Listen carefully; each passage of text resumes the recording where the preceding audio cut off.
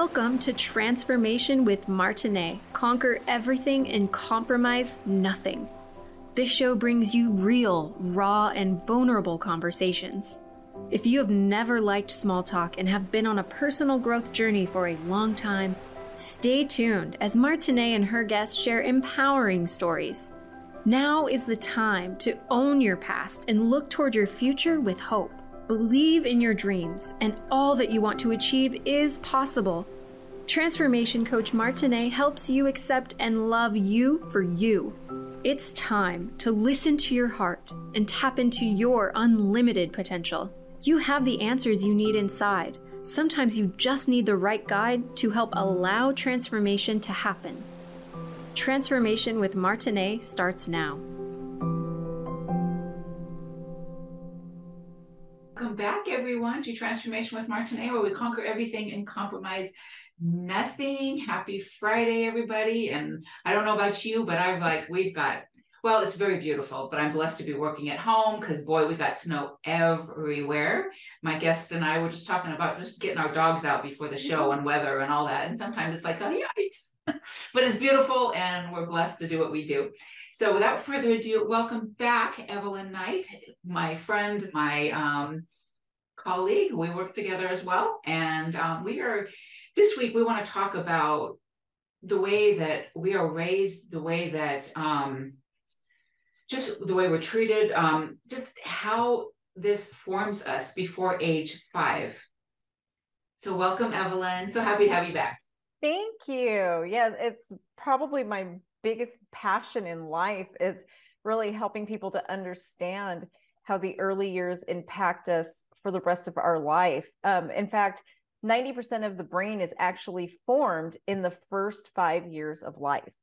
So, and the most important parts of us, our executive brain functions, are actually formed before the age of 6. So how you show up in the world today was actually taught to you before you even turned 6 years old. Wow. And your ability to have a job, your time management, coping, how you get along with others, how you problem solve, all happened in the first 5 years of your life. And so it's just so profound to me how important it is. So that my life mission is to help people to see that and to increase in awareness, and also just to create environments that are better for children and that help them to form those executive brain functions on a more stable level so they can grow up to be successful adults. Absolutely. And we need that. I thinking about my own life and just what you're saying right now. And this is something that was taught to me a while back. I'm not sure I grasped it like I do now. Mm-hmm. But if I think about how my tendency to want to hide, especially in certain circumstances, yep, where I'm having to really get out of my comfort zone, or having to perhaps have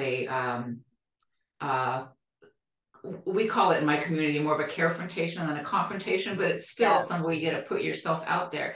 I find myself wanting to either hide under my desk, go into one of my closets, because that's what I did as a kid. I would hide, literally, not be seen.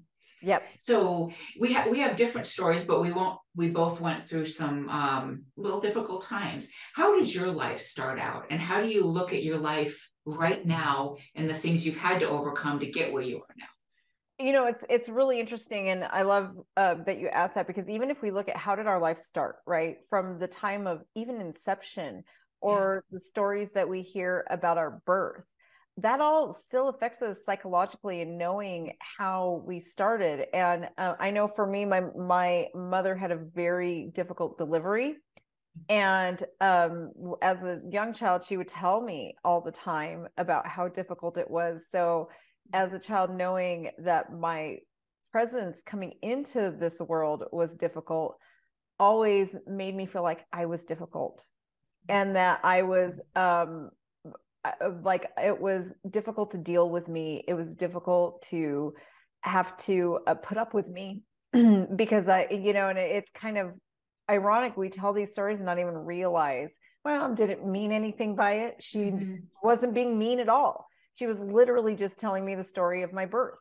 Mm-hmm. But it sent messages to little Evelyn that it was I caused problems, and even my entrance into the world was a problem. So therefore I must be a problem. Right. Yep. And we all do it to our children. We, unintentionally, we love our children more than anything, but how children interpret things ends up becoming internalized. And then we create these stories about ourselves, about who we are, based on situations like that. And then as we become adults, those are the stories that really hold us back and who we convince ourselves we are. Right. That yeah, a couple of things come to my mind. One of them, what you're saying, like, yes, we do things to our children, and I think with my second daughter, and it's more of a joke. At least that's how she seems to always take it that way. But she was the hardest delivery, most pain I've had in my life, and she knows that. But I've also said, just it's like one of the blessings, after having a child anyway, even the pain that you go through, once you see that baby, it's over. Yeah. I mean, you may still have some hurt, but it's just like, oh my God, wow. Yeah. This is the most amazing thing I've ever experienced. And, I think with certain circumstances that happened in my life, and the fact that I was not protected, I was not stood up for, these are things that still bother me at times. Like, what about me? Like, well, I can fight for me now. Maybe I couldn't then. Yeah. But I know that's something that I've had to work on my entire life. Like, hey, I am important too. Yeah, you don't want to hear what I have to say. Stop crying, shut up. I mean, all these things that went on. Yeah. That's something I had to overcome. But I will look at it now, like, those things with my kids. I really watched myself like, oh, okay, I know how I felt. I don't want them to not feel heard, not understood, not pushed off, Yes. And it's really profound when you really look at yourself. Like for me, I have been a person who I haven't been able to stand up for myself most of my life. And I realized one day, the thought that really, like, the epiphany literally that I had was, I so easily become everybody around me's punching bag. And I just take the blows and take the blow. Well, I should say. And it was just, people treated me badly, but it's because I taught them to treat me badly. And I realized it was just this epiphany I had. I remembered the moment it happened. And I was a young child. I was probably maybe 5 years old, maybe 4 to 5. And my mother had left us with my dad, and my dad was an abusive alcoholic. And he was good sometimes, but every now and then when he would get drunk, and it was probably on a monthly basis, he would just lose it. And so it wasn't out of the ordinary for my mom to leave us home with my dad. And he did a good job. But this one time, it's so crazy because I can remember it so vividly. I can even smell the smells. He reached for a bottle of scotch. And I just remember asking him, Daddy, please don't drink that. You get really mean when you drink that. And Mommy left me alone with you, and I'm scared. And he just turned to me and said, oh, you're just such a bother. I wish you weren't even here. Just go away. And the words that he used, and it went on. It wasn't just that. It's just like, God, if I didn't have to deal with you, things would be easier. And I don't know, it just broke me that day. And I did run away, and I hid, and I internalized it. And in that moment, I literally took this deep breath, and I took the pain I was feeling and shoved it down inside of me. And I actually remember the child me thinking, oh, that's all I have to do to make those yucky feelings go away. And I literally lived 30 years of my life doing that. Actually more than 30 years, between 30 to 40 years of my life, just sucking in the pain and letting people abuse me that way. And now I know, and it's like I actually had to go through processes to let that out. So for me, becoming that person who is used, it happened in just that moment. It created that in me to be that person who allowed people to talk to me badly, to just take it all on and just to become that. And because I was a safe place for people to be verbally abusive, it just became who I was, somebody that people verbally abused. Mm-hmm. And it took a lot of work for me to recognize that. And it still is extremely difficult for me to finally speak my truth, and stand up for myself. It's just like, my brain automatically goes to, gosh, if I tell them how I feel, if I do not just take what they're giving me, they're all going to leave me. Mm-hmm. And it literally went back to that moment yes. that my dad sent that message to me. Mm-hmm. Gosh, I'm so familiar. Different scenarios, but even when the first man that molested me, and I told my parents about it, and they didn't do anything. Yeah. They decided that the wife of the person who did this was more important than me, because he was going to die. I guess he had just been diagnosed or something with a cancer. Yeah, and they didn't want her to know that she was married to a monster. So they choose that. And I just thought, well, I must not be worth anything. Yeah. Nobody stands up for me. No one protects me. So I remember a really pivotal moment like that as well. It definitely, it makes you small. It makes you feel like you're not worth anything. It makes you feel like, well, I guess if somebody won't stand up for me as a little person like this, then what good am I like the rest of my life? And you carry it in, Absolutely. Yeah, right. So we're going to take a break, but I'd like to come back and just see, even like you had this pivotal moment and you've done a lot of work, and how did that lead you to now serving? Okay. Yes, absolutely. Okay. We'll be right back, everyone. Thank you so much for tuning in.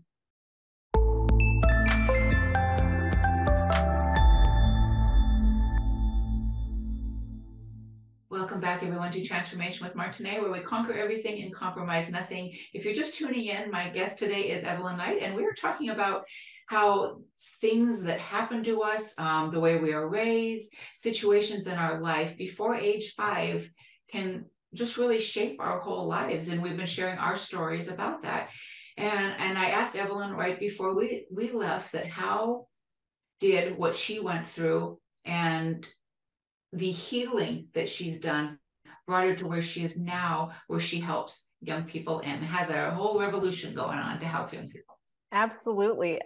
So kind of backing up a little bit, I do want to stress that all of childhood and even really early adulthood does shape, and that goes into our subconscious and we become these things, right? But early childhood is so, so vitally important, because that's where we're learning the skills to deal with it. Right. So that's where that is. But as for how it shaped me, one thing that many people don't know about themselves is we really choose our life path based on our childhood trauma and the things that happen to us. We are always working towards resolution. Your brain is always trying to find this resolution. And so we're always trying to nurture that inner child. So for me, I chose a career path that would show children unconditional love, because I didn't get all the unconditional. My mother was a very loving woman, but my mother was also under a lot of pressure and a lot of stress. And she had, there was a few of us, and my dad was extremely abusive, both physically and verbally. My mom is actually from Honduras. And so culturally, women are taught to just take it, but she was very depressed. So even though she was very loving, her life was horrific, and her depression made it that I often didn't feel loved as a child. Right. And I felt so alone. So my mission in life has become to make sure that 1 million children receive the love that they deserve. Yes. And at first, I didn't know my mission would be so big. And so I opened childcare centers, and I didn't realize that that's why, because I so desperately want to make sure children get loved, especially in those early years. That's when you're learning to be loved and how to love. Yes. And now I know, because of the work I've done on myself, that I knew how to love, and I always have, but I didn't know how to receive love. So I never felt loved. And so it became my mission in life to help children feel loved because of what I did not feel at the time. And now that I'm aware and I know, okay, this is the inner child wound that I'm healing, I was able to really grab it. And now I'm running with it. And now my mission is to make sure 1 million children receive love. And the way I do that is I have started my own childcare centers with preschools, childcare centers, and love and nurturing and really giving children that really strong foundation for their social emotional skills, for those executive brain functions. That's what everything revolves around for me. I now teach owners around the world how to do the same. I teach people all around the world how to put children first and still have a successful business, because owners deserve to make a good living too. Of course. They deserve it as much as anyone else, but the children deserve the best possible quality care and love.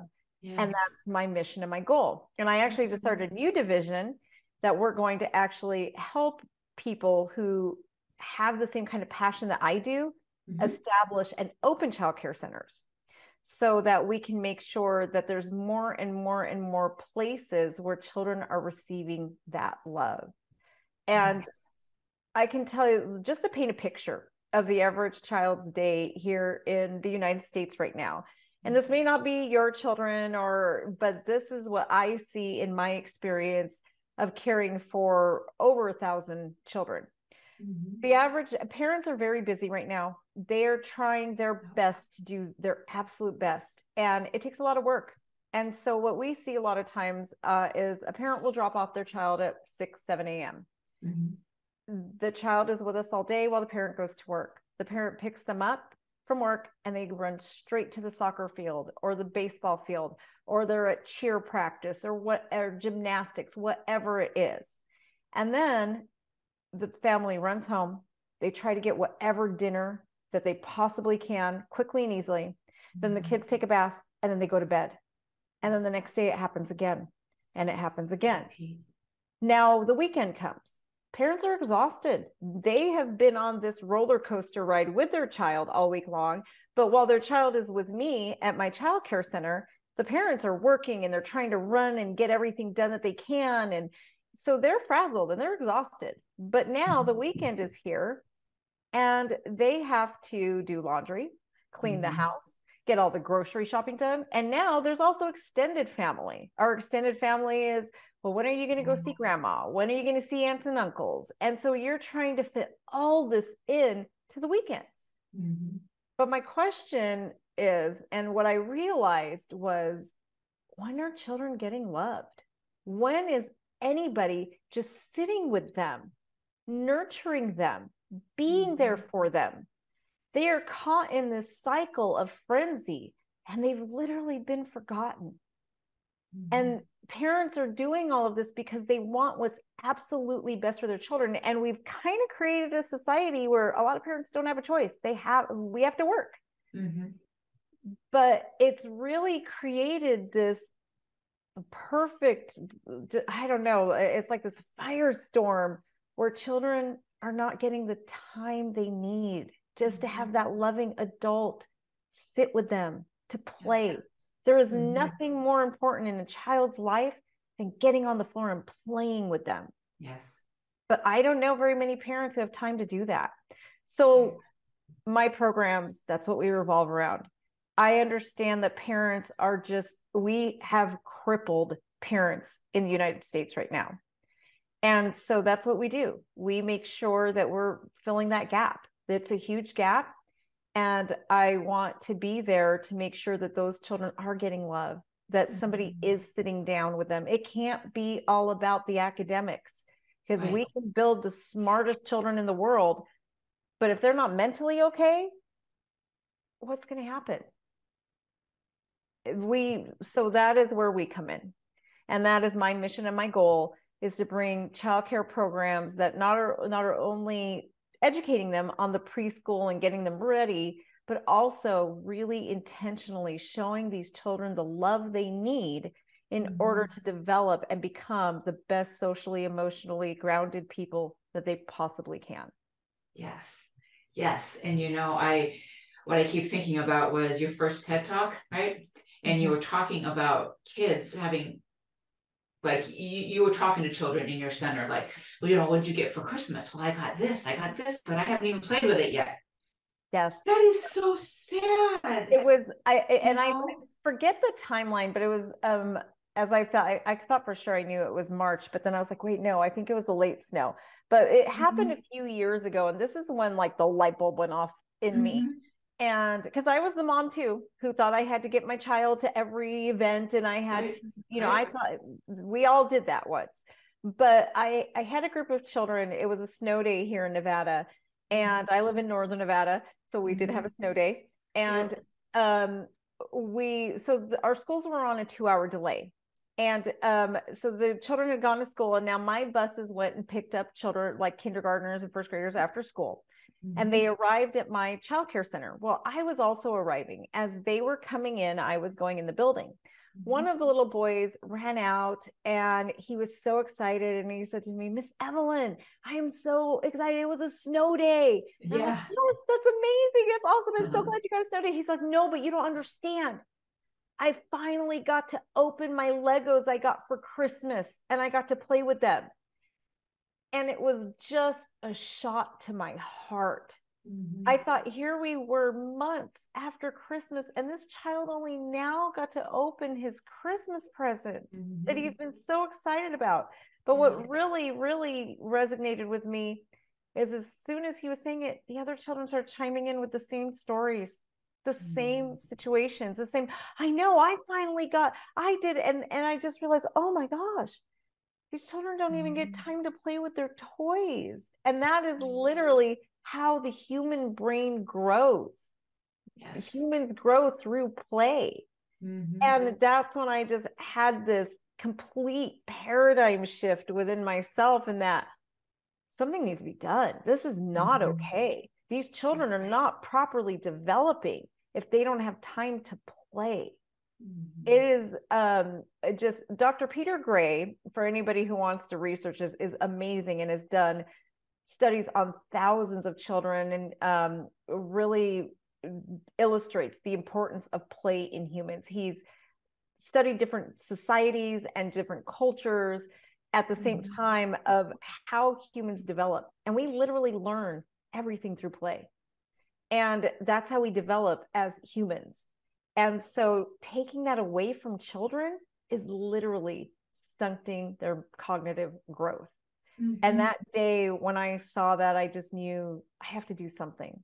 And that's really where it was consciously born in me, and where I really started taking the bull by the reins and just going with this mission that I'm on. Yeah, I love that. And it's just great how these examples come in when they just like further you along. You're going in this direction, but then there's like, more reiterations, like, okay, I'm on the right path. You know. Oh yeah. I remember I've been a mother for 24 years, and there were a lot of times where I would just pull everything out and we would just sit on the floor. We would play. Didn't mean I wasn't dragging them to events and stuff. I was, but I do remember doing those things, and it was just fun for my own mama heart, as well. Yeah, absolutely. Yeah. So we're going to take a break again, everyone. So please join us back in a couple minutes here, and we'll talk more about early childhood.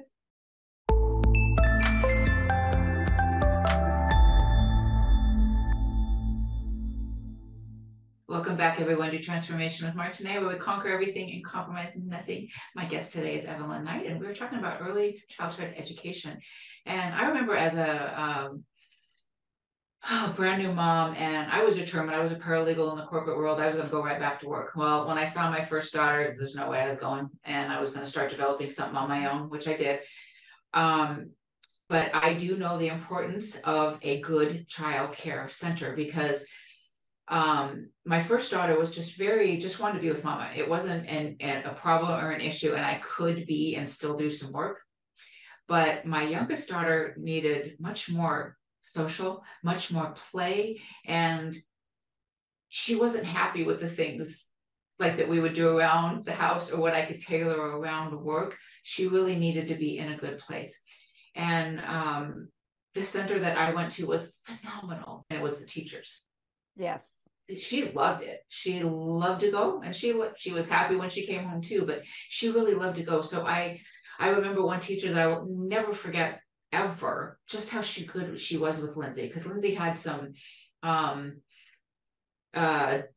digestive issues. She had problems. We didn't know how allergic she was to soy until we found out, but a lot of problems that we had. And she was just so good, so loving, so kind, and just a nurturing, loving encourager. So how is it with even your programs? How do you find the right people? I know there's a lot of testing and a lot of trainings that you do. Yeah. Like how do you know who to, like, what are you looking for specifically, and how do you determine? So one of the things I train on for owners out there, and I actually have a lot of different business owners that approach me on this, because I've created a model where, and it's something I just did. I don't know. I had to actually kind of step back and study myself, like why I tend to have very great retention in a field that retention is horrible. In childcare, the industry as a whole, retention is usually about 6 months. It's awful. But my retention is right now around 7 years. And I've have people with me who've been with me since I opened. But I realized that, and honestly, this can work in any field. It's not just childcare, but when I hire people, I don't care what a resume looks like, and I never have. I don't care how much education you have, how much experience. What I care about is who you are. So I'm really looking at a person's character and their values. I hire based on those two things. I really want to know, where is your heart? What is your passion? Because if you don't have a heart for children, you could have the greatest resume I have ever seen. But if your heart doesn't belong to those children, then I can't turn you into a great teacher. Right. Now, on the other hand, I can have a girl straight out of high school with zero experience, zero education. But when I see that she truly loves children and she's extremely passionate, I can get her an education. I can mentor her way through a degree, and I can train her on how to be a teacher, but I cannot change who a person is at the core. So that is my number one, that's my technique. I've just, my education background is in psychology.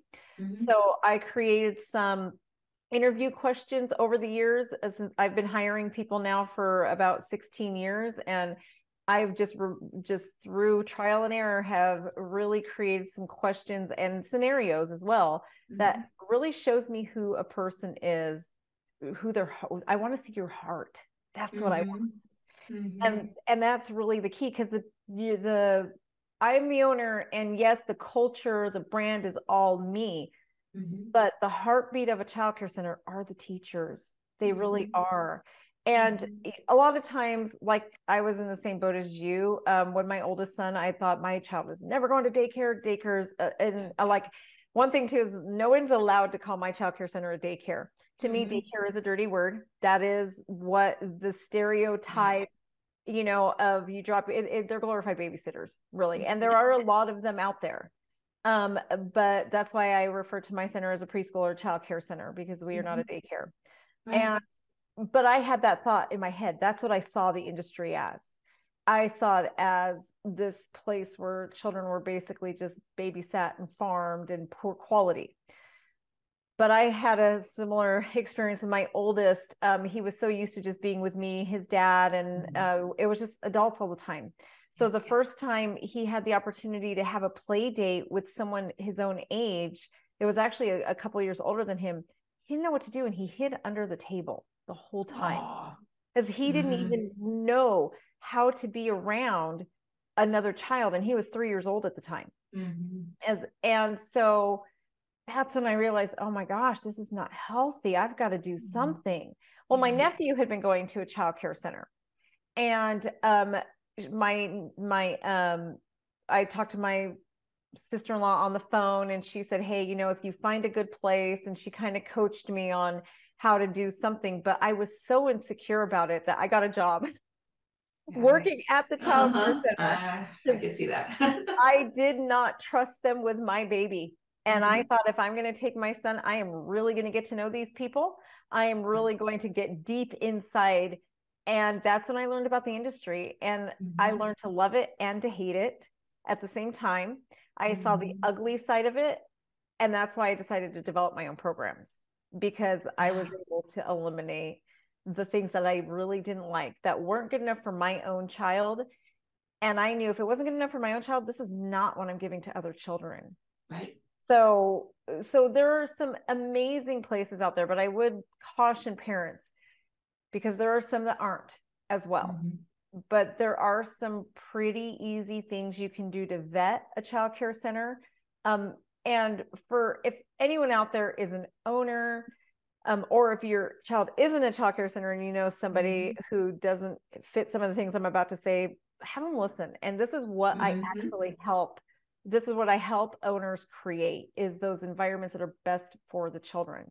But for parents out there, there's 2 tips that I give that you can look at really quick. If you want to know in less than 30 seconds if your child care center is high quality, there's 2 things that you can look at.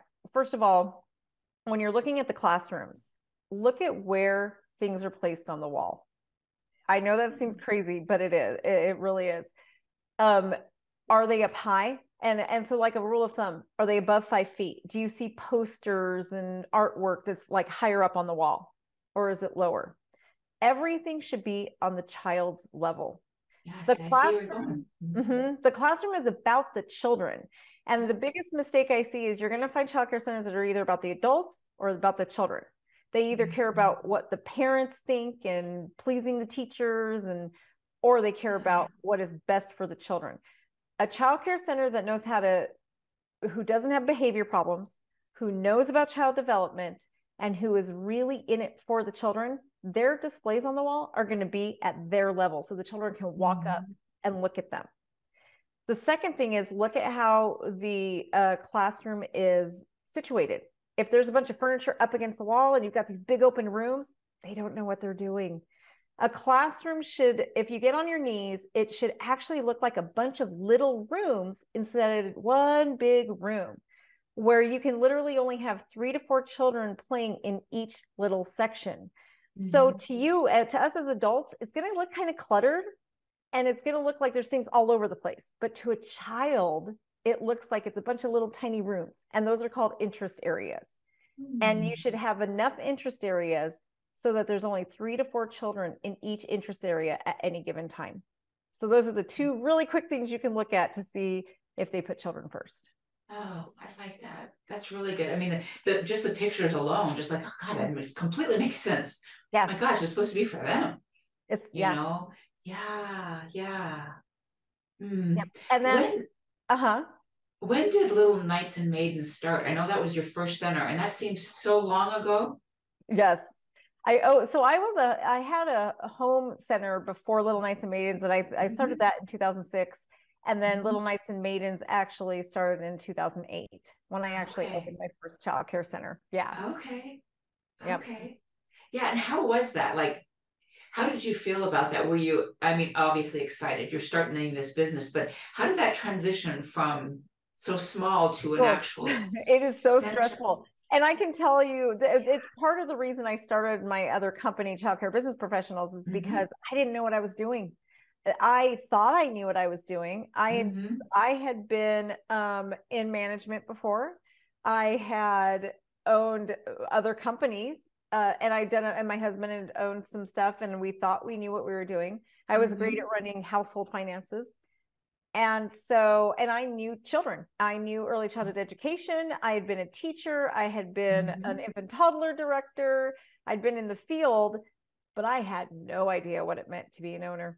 I had no clue, and I almost failed. I actually came so close to bankruptcy that I had an eviction notice on my door at one point. So scary. It was so scary.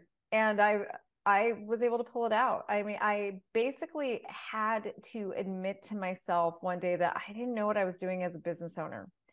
And so I sought out to learn. And what I realized is what happens with the owners of businesses is we have this passion and we fall in love with something and we want more of it. So we open businesses and we think we're going to be great. I was a great teacher. I was a great director. I was great with the children. So I thought I'd be a great owner, but I knew nothing about running a business. So when I hit the point where I knew I was either going to go bankrupt and it was literally that do or die, I basically hired my first business coach. And I realized I needed to educate myself. And so I did. I read so many books. I joke that I gave myself an MBA because I studied so much business. And so that's where I started Childcare Business Professionals. I decided to help other owners. I realized my entire field is 80% of us are the way I was. And that's why it's such a huge rate of bankruptcy in early childhood education, is because we don't know. We're not business people. So now I educate owners on the business they need to know to have successful childcare centers. And that's why I want to help new and aspiring owners to make sure that they start right just from the get-go. That way they don't have the struggles that I had and they don't lose all the money. And it's so much just from managing people to your finances. There's just so much you don't know. And that I had no idea I didn't know. Right. And just working with you the short time that I have, it's only been 5 months, something like that. But just the fact of just being in business myself, what we need is support. Yes. And just like you have talked about before on TED Talk and other things and everything, is like, our husbands don't want to hear it. Sometimes our friends don't want to hear it. What you need is a group of people that are in the same field as you are, where you can brainstorm and mastermind and all that. And that's what Childcare Business Professionals is about. We do. And yes. Yeah, I mean, I have some brilliant owners in there too, who are awesome business people, but they felt really alone. And they just wanted to be in a community of like-minded people who support them. And that's another thing we bring. That's just another layer to what we bring. Is just that you don't have to be an island. And I felt that way once. I felt so alone, but it doesn't have to be that way. No, and there are other people that in the community that can just be like, you know what, I know how you feel, and hey, let's figure this out together. And that's everything. Everything. Yes. Yep. Yeah. Okay, so we're taking another break here, but we'll be back in just a moment with final thoughts. Thank you so much for tuning in, everyone.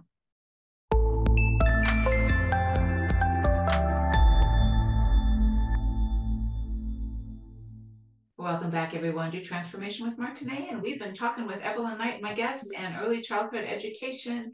And for those of you that do have childcare centers or want a childcare center, she has the team, and I'm part of that team. I'm happy to say that we are here to help you run your center, learn finances, connect with others, get support, especially in those days where you're just overwhelmed.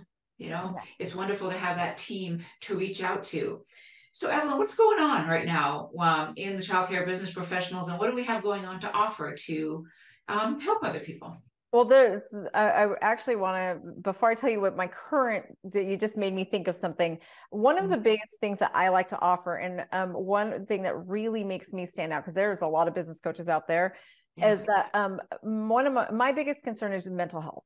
And I think it's just, that's why you and I resonate so well together. Yep. Again, my education is in psychology, but I decided I kind of wanted to do it a little bit backwards, where I kind of started wondering, why do we fix broken adults instead of helping children to not, just basically let's do it right the first time. Yes. And no matter what, I know there's going to be issues. None of us are perfect, and things happen.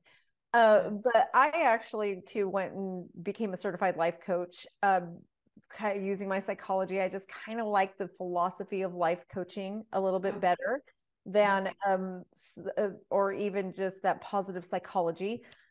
So basically I incorporate that into my business coaching. I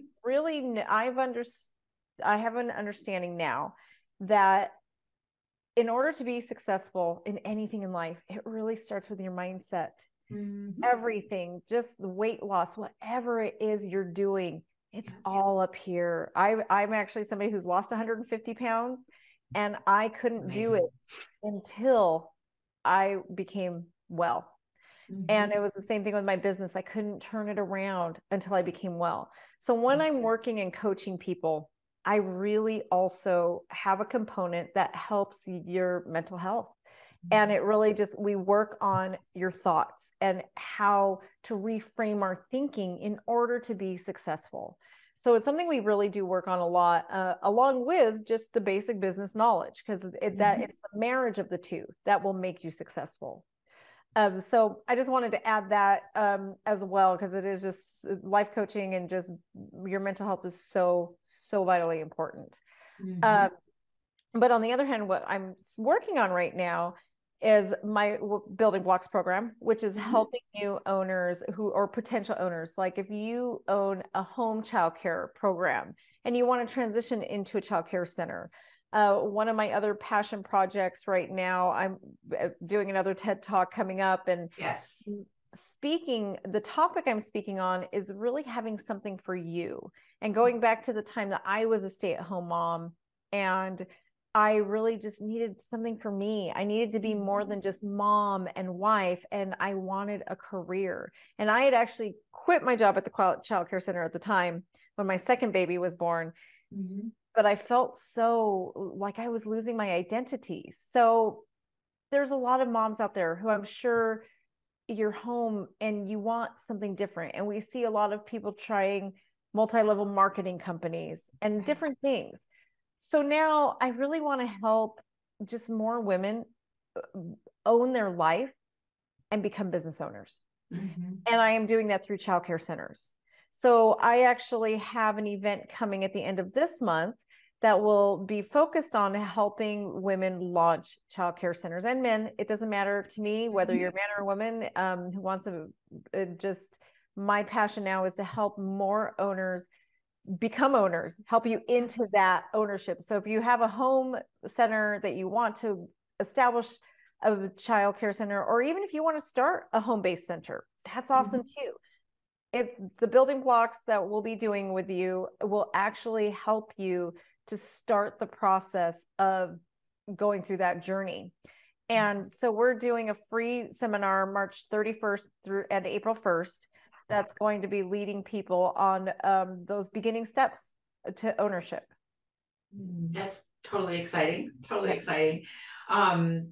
So when like you were saying, like when you had your home daycare, and then you went to Little Knights and Maidens and everything, it's scary. What do you say with someone who's like, oh my God, can I really do that? Yeah. Yes, you can. And you're worth it. That's what I would absolutely say. If you know that you're being called to something bigger in life, but you're scared, I have to say you're worth it. Do it for you. I do a Facebook and YouTube show. It's every Monday morning. It's my Mindset Monday. And this coming one that I'm speaking on is actually that topic, is that sometimes we feel like we're not worthy of our dreams, or that our dreams are too big for us, but it's not true. Again, it's kind of going back to the beginning of our conversations, questioning the stories that you were told as a child that you believe today about you. Yes, it's hard. It is really hard, but you're worth hard things. And you're strong enough to do hard things. As long as you stop believing those stories that were planted in your head that aren't true. So that's what I would say. If somebody's dreamt of owning a business and childcare sounds like, I could do this because now I can be with my children. I can still have this for me. It's a way to be successful and still be there all the time. And that's why childcare was perfect for me. I just so badly wanted to be a great mom and a great wife, but I wanted to be with my children. And owning childcare centers made it so that they were with me all the time. They basically work with me. And it was a great, and it just helps me to bring so much more to the world. And I knew that they were getting everything they needed. So many of you who have the dream, you can do it. You can absolutely do it. Believe in yourself, and we will come alongside you, lift you up, help you every step of the way. And that's part of the mental health part. I help you believe in you and help you to really unravel that potential that you have inside of you, and to see that when we have a calling, it's bigger than just a calling, it's a purpose. And it's our responsibility to the world to step into our purpose. Mm-hmm. Absolutely. And I can, vouch for all of this. And it's not just because Evelyn is my friend and has been for 20 years, being a part of this business and being a mother myself. I see the support that goes on inside the community. It's there.